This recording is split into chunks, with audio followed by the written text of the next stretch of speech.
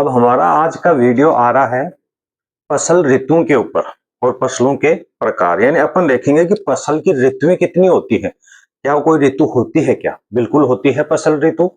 मौसम में अलग अलग प्रकार की फसलें बोई जाती है। आपने खेतों में पूरे एक 12 महीने तक 365 दिन तक आपने खेतों पे अगर नजर रखी है, मान लो आप कृषि क्रिया नहीं कर रहे हैं, खेत खलिहान जिनके नहीं है उन्होंने भी खेतों में आते जाते नजर जरूर दौड़ाई होगी। उसमें समय के अनुसार अलग अलग प्रकार की आपको फसलें देखने को मिलती हैं और वो अलग अलग प्रकार की जो फसलें बोई जाती हैं वो एक निश्चित समय के लिए बोई जाती है और उन्हें फसल ऋतुएं कहा जाता है। जैसे सर्दी गर्मी बरसात होती है, ऐसे फसलों की ऋतुएं भी होती है। तो आज अपन उनकी बात कर रहे हैं, फसलों की ऋतुओं को। ठीक उसी प्रकार कृषि के प्रकार भी पढ़ेंगे। या संपूर्ण वर्ष 365 दिन के अंदर कृषि के कितने प्रकार होते हैं? क्या पूरे जो 365 दिन तक जो फसलें बोई जाती है वो अलग अलग प्रकार की फसलें होती हैं? क्या उनके बारे में अध्ययन करेंगे। तो सबसे पहले अपन देख रहे हैं कृषि ऋतुएं। कृषि की ऋतुएं, कृषि की ऋतुएं यानी कृषि की ऋतुएं 3 प्रकार की होती हैं। कृषि ऋतु कितने प्रकार की होती है? इसके 3 प्रकार होते हैं। 3 प्रकार। और ये 3 प्रकार कौन कौन से होते हैं? जिसमें अपन सबके से पहले बात कर रहे हैं खरीफ की फसल।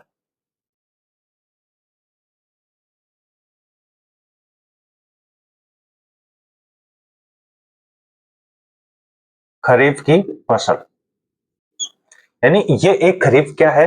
मौसम है, एक ऋतु है। और इस ऋतु में जो जो फसलें बोई जाती है वो खरीफ की फसल के नाम से उन्हें जाना जाता है। यानी इसको देखना, खरीफ की जो फसल है, यानी खरीफ की फसल को जून जुलाई में बोया जाता है। खरीफ की फसल को जून जुलाई में बोया जाता है और सितंबर अक्टूबर में इसे काट लिया जाता है। यानी कि लगभग अधिकतम 3 महीने से लेकर 4 महीने तक का जो समय होता है, यह समय फसल को पकने का होता है, तैयार होने का होता है। यानी कि इसे जून जुलाई में बोया जाता है, सितंबर अक्टूबर में काट लिया जाता है। यानी कि इसके बोने का जो समय होता है, बोने का समय, ये बोने का जो समय होता है वो होता है जून से जुलाई।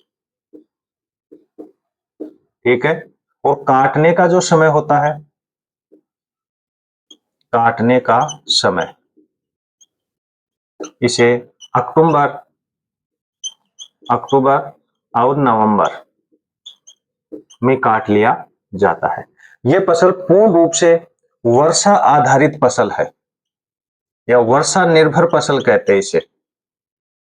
वर्षा निर्भर फसल यानी किसके ऊपर निर्भर है? ये मानसून के ऊपर निर्भर है। यानी अपन ये कह सकते हैं कि अब जो फसल बोई जानी है, अब जो फसल बोई जानी है वो खरीफ की फसल कहलाती है, क्योंकि पूर्ण रूप से अपने भारत के दक्षिण पश्चिमी मानसून के ऊपर ये निर्भर करती है। और ये जैसे मानसूनी वर्षा होती है, वर्षा ऋतु प्रारंभ होती है, उस समय इसे बो दिया जाता है और संपूर्ण वर्ष फसल तैयार होने तक लगभग समय के अनुसार थोड़े थोड़े समय के अंतराल पर वर्षा होती रहती है और इसी वर्षा से ये फसल पककर तैयार हो जाते हैं। कहीं कहीं एक अलग बात है, जहां पर सिंचाई के स्रोत हो वहां पर कहीं पानी दे दिया जाता है, बल्कि ऐसी फसलों को पानी की आवश्यकता नहीं होती। इससे खरीफ की ऋतु में भी कुछ ऐसी फसलें होती जो कम पानी में तैयार हो जाती है और कुछ ज्यादा पानी में तैयार हो जाते हैं। तो इसके लिए इस समय या इस फसल में कौन कौन सी फसलें बोई जाती हैं? बाजरा, ज्वार, मूंगफली, गवार, मक्का, चावल, मूंग मोठ। ये ऐसी फसलें हैं जिन्हें खरीफ की ऋतु के दौरान इसे बोया जाता है या जून जुलाई में इसे बोया जाता है और लगभग अक्टूबर नवंबर में इसे काट लिया जाता है। कई बार सितंबर तक भी इसे काट लिया जाता है कि कुछ फसलें ऐसे हाइब्रिड फसल, बाजरे का या अन्य फसलों का हाइब्रिड बीज जो सीड है ना वो आ गई है, जो कम समय में भी पककर तैयार हो जाते हैं। तो कई बार सितंबर में जो है ना इसे काट, अगर जून के प्रथम सप्ताह में इसे बो दिया जाता है तो इसे अक्टूबर के प्रथम सप्ताह या सितंबर के लास्ट सप्ताह तक भी उसे काट लिया जाता है। वो निर्भर करता है पानी देने की मात्रा के ऊपर। अगर वर्षा नहीं हो रही, पानी की पूर्ति नहीं होती, तो पानी के अभाव में फसल सूख जाती है, तो फिर उसे काटना पड़ता है। चाहे उससे उत्पादन उसका जरूर प्रभावित होता है, कम उत्पादन होता है, लेकिन उसे खेतों को खाली करना ही पड़ता है।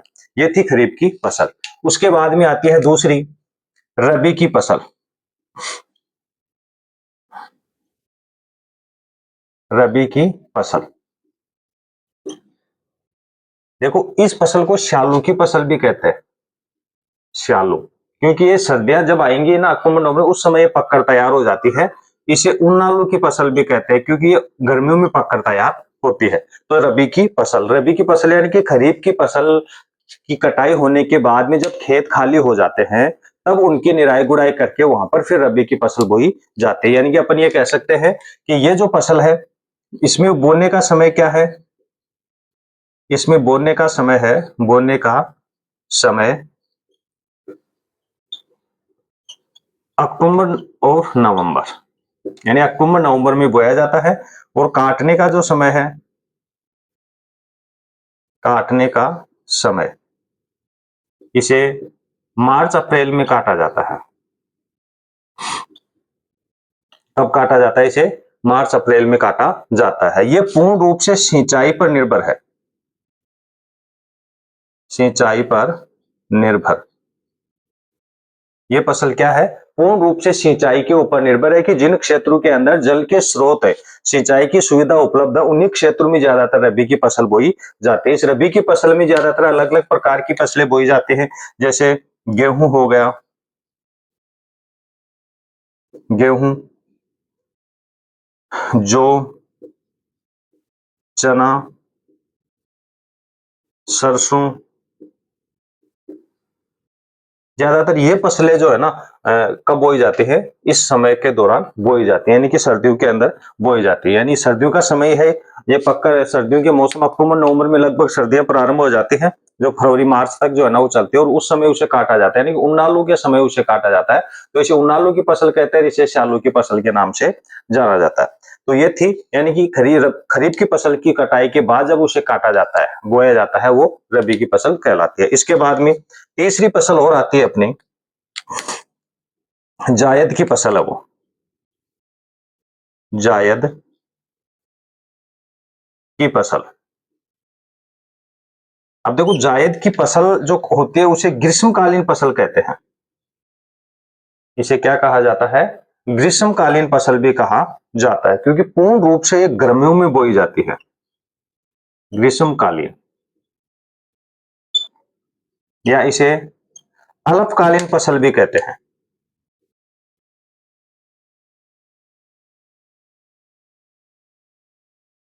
ग्रीष्मकालीन या अल्पकालीन फसल भी कहा जाता है। ग्रीष्मकालीन तो इसलिए कहते हैं कि पूर्ण रूप से गर्मियों में होती है, यानी इसे, इसका जो बोने का समय है, एक बार मैं लिख दूं फिर बताते हैं। इसमें जो बोने का समय है, बोने का समय वो तो है, यानी मार्च अप्रैल, जैसे ही रबी की फसल कट जाएगी उस समय इसे बोएंगे, तो मार्च अप्रैल हो गया। और काटने का जो समय है, काटने का जो समय है उस समय काटेंगे इसे जून जुलाई में, लगभग जून में जो है ना इसे काट लिया जाता है। यानी ज्यादातर ये भी जो है ना वो पूर्ण रूप से सिंचाई के ऊपर ही निर्भर है। अब अल्पकालीन इसलिए कहते हैं कि ये कम समय के लिए बोए जाते हैं। इसमें क्या क्या बोया जाता है? पशुओं के लिए चारा, पशुओं के लिए चारा, सब्जियां, विभिन्न प्रकार की सब्जियां जो हो गई वो सभी इसमें बोई जाती हैं। अब देखो इसे ग्रीष्मकालीन इसलिए कहा जाता है कि पूर्ण रूप से गर्मियों में होता है, मार्च अप्रैल मई जून तक जो है ना लगभग 3 साढ़े 3 या 4 महीने तक ये अधिकतम फसल हो जाती है। अल्पकालीन ये थोड़े समय के लिए ही होती है, क्योंकि थोड़ा समय उसे महीने भर तैयार होने में लगता है, और महीने 1.5 महीने की ये फसल चलती है, तो अधिकतम 2.5 3 महीने तक ये फसल होती है, इसलिए इसे अल्पकालीन कहा जाता है। ये फसल पूर्ण रूप से सिंचाई के ऊपर ही निर्भर करती है। तो ऐसे में अपने कृषि के 3 प्रकार है। खरीफ की फसल वर्षा ऋतु के दौरान बोई जाती है, रबी की फसल खरीफ की फसल की कटाई के बाद इसे बोते हैं, और फिर जायद की फसल, रबी की फसल की कटाई के बाद इसे जायद की फसल को बोया जाता है। तो ये इनका अलग अलग समय है, और कौन कौन सी फसल कौन से समय में बोई जाती है, इस प्रकार से ये अपनी कृषि की है ना वो ऋतुएं हैं कि कृषि की कौन कौन सी ऋतुएं कि किस समय कौन सी फसल है ना वो बोई जाती है। अब आगे पर अगला पॉइंट आता है आपका कृषि के प्रकार।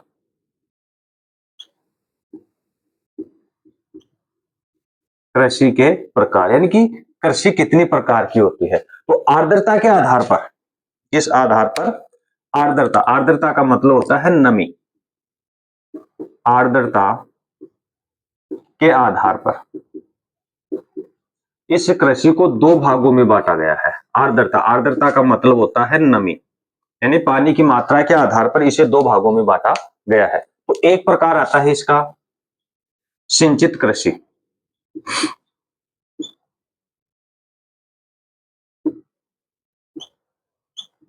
सिंचित कृषि, इसे चाही के नाम से भी जाने जाता है। यानी जो भू राजस्व जो रिकॉर्ड है, भू राजस्व जो रिकॉर्ड है यानी भूमि का जो जहां पर लेखा जोखा रखा जाता है भू राजस्व विभाग में, उस भू राजस्व विभाग में सिंचित जो भूमि होती है, जिस भूमि के ऊपर सिंचाई के स्रोत है और वहां से फसलों की सिंचाई होती है, उस भूमि को भू राजस्व की भाषा में चाही के नाम से जाना जाता है, यानी कि चाही भूमि है वो। ठीक है, तो इसे चाही के नाम से जाना जाता है। इस प्रकार की कृषि यानी जहां पर सिंचाई के जो स्रोत होते हैं, सिंचाई के स्रोत, उन क्षेत्रों में इस फसल को बोया जाता है। जिन जिन क्षेत्रों में सिंचाई के स्रोत होते हैं, जल के स्रोत होते हैं, कुएं ट्यूबवेल वगैरह जो होते हैं, उन क्षेत्रों में जो फसल बोई जाती है, वहां पर जो फसल का उत्पादन किया जाता है, उस क्षेत्र को चाही के नाम से जाना जाता है या सिंचित कृषि के नाम से जाना जाता है। और जहां पर ये जल के स्रोत होते हैं, वहां पर रबी की फसल भी प्राप्त की जाती है और जायद की फसल भी प्राप्त किए जाते हैं, क्योंकि जायद और रबी की फसल सिर्फ और सिर्फ सिंचाई के साधनों के ऊपर ही निर्भर होती है। क्योंकि फसल जब पानी की कमी से नष्ट हो रही होती है, उस समय उसे सिंचाई करके या उसे पानी उपलब्ध करवाकर उसे नष्ट होने से बचाया जा सकता है। तो सिंचित कृषि यानी चाही जो जहां पर जल के स्रोत है। दूसरा आ जाता है असिंचित कृषि।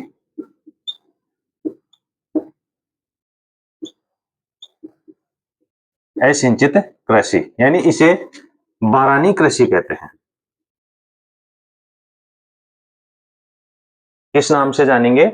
बारानी कृषि के नाम से जानते हैं। बारानी यानी जिसकी कोई चाह नहीं है, अचाही भी उसे कह सकते हैं, या बारानी उसे कहा जाता है, क्योंकि ऐसी कृषि का कोई उपयोग नहीं, उपयोग होता है लेकिन मतलब ज्यादा उपयोग नहीं होता है चाही की तरह, क्योंकि वहां पर तो सिंचाई होती है, इसलिए संपूर्ण वर्ष तीनों फसलें, रबी खरीफ जाए तीनों फसलें अपन प्राप्त कर सकते हैं। लेकिन बारानी में क्या है, एक ही फसल प्राप्त होती है, और वो फसल कौन सी प्राप्त होगी? खरीफ की फसल, जो पूर्ण रूप से किसके ऊपर निर्भर करती है?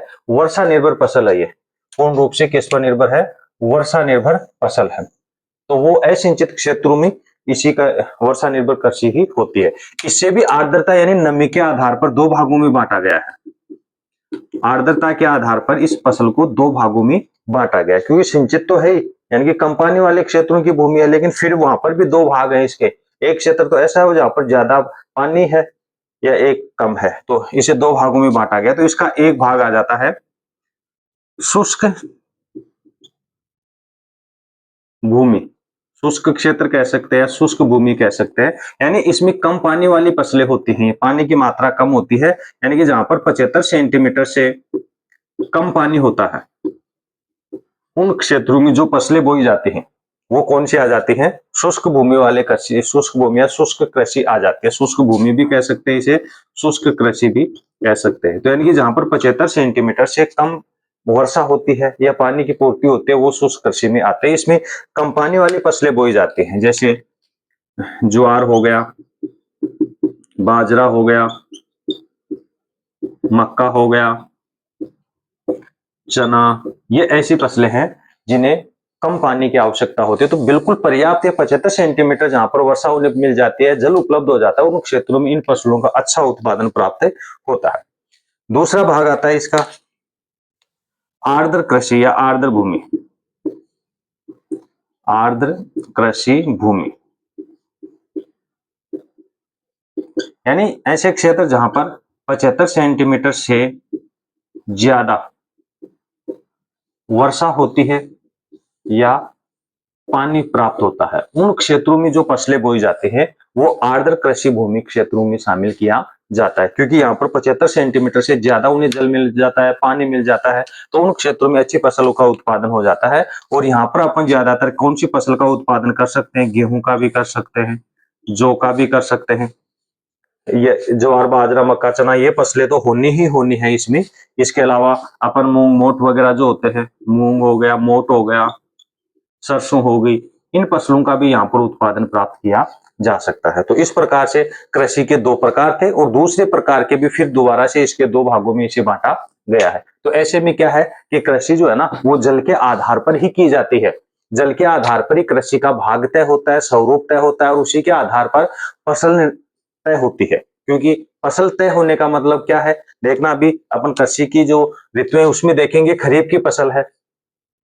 अब वर्षा या पानी की फसल का निर्धारण कैसे करता है? जैसे खरीफ की फसल है, खरीफ की फसल वर्षा निर्भर फसल है। इस समय जो बोई जाने वाली फसलें बाजरा ज्वार मूंगफली गवार मक्का चावल मूंग मोट होते हैं। लेकिन इनमें कम पानी वाली जो फसलें होती है उसमें ज्वार बाजरा हो गया आपका, लगभग ये दो फसल अपन कह सकते हैं, और कुछ मात्रा में ग्वार हो गया।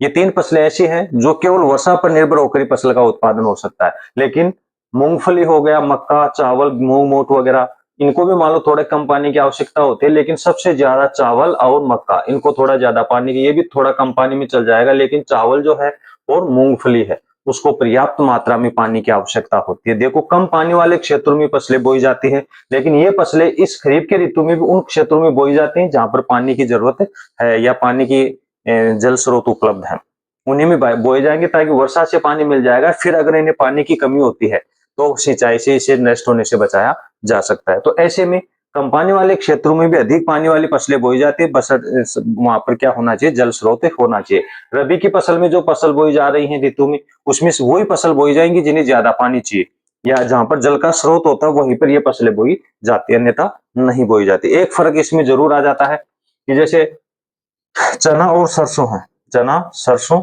और एक और होता है तारा मीरा, ये तिलहन फसल आ जाती है। ये ऐसी फसलें हैं तीनों जिसमें विशेषकर चना और तारा मीरा, ये ऐसी फसलें हैं कि एक बार अगर भूमि में नमी है, एक बार वर्षा हो गई बोते समय, बाद में इसे अगर वर्षा की बूंद भी नहीं गिरती है ना, तो अच्छी फसल का उत्पादन प्राप्त हो सकता है। यानी कि लगभग 50-60 केजी पर बीघे के हिसाब से जो है ना वो प्राप्त किया जा सकता है। और अगर वर्षा हो जाती है, पानी मिल जाता है, तो उसे डबल तिब्बल भी प्राप्त हो सकता है। तो ये भी वर्षा निर्भर फसलों में माना जाता है, चावल और तारा मीरा सरसों को। वैसे तो सिंचाई पर होता ही होता है, लेकिन जहां पर वर्षा हो जाती है तो एक बार इनको बोने के बाद में अच्छी फसल वहां से प्राप्त हो सकती है।